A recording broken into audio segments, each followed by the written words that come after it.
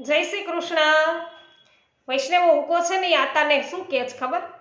એ કે આતા હું જાત્રા કરવા ગયો હતો ને તે તઈની તમને વાત કરું। ઈ ભોમકા હું આલી લાગે અને ઝાડવાય જાણે વાલામાં વાલા હગા હોય ને એવું લાગે હો।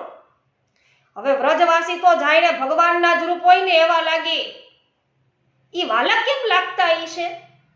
એટલે આતા કે વ્રજ છે ને એ તો સાક્ષાત ગોલોકની લીલાનું ધામ છે।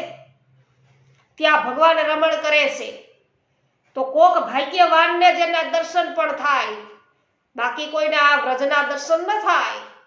તો વૈષ્ણવો આતા ઉકા આતાની વાર્તાની અંદર ઉકો પાછો શું કે જઈએ જાત્રા પૂરી થઈને કે તઈ તો હા ઘીરે આવવું હતું ને તો હૃદયમાંથી જાઈને પ્રાણ નોખા થતા હોય ને એવું લાગતું હતું હો। એવું દુઃખ થયું અને કાળજા છે વિંધાવા માંડ્યા હતા આતા।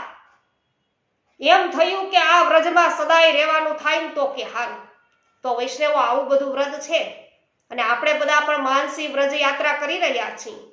તો અવશ્ય પુષ્ટિ સત્સંગ ચેનલને સબસ્ક્રાઇબ કરી અમારી સાથે લાઈવ વૈષ્ણવો ભગવદ વાર્તાની અંદર પણ જોડાઓ।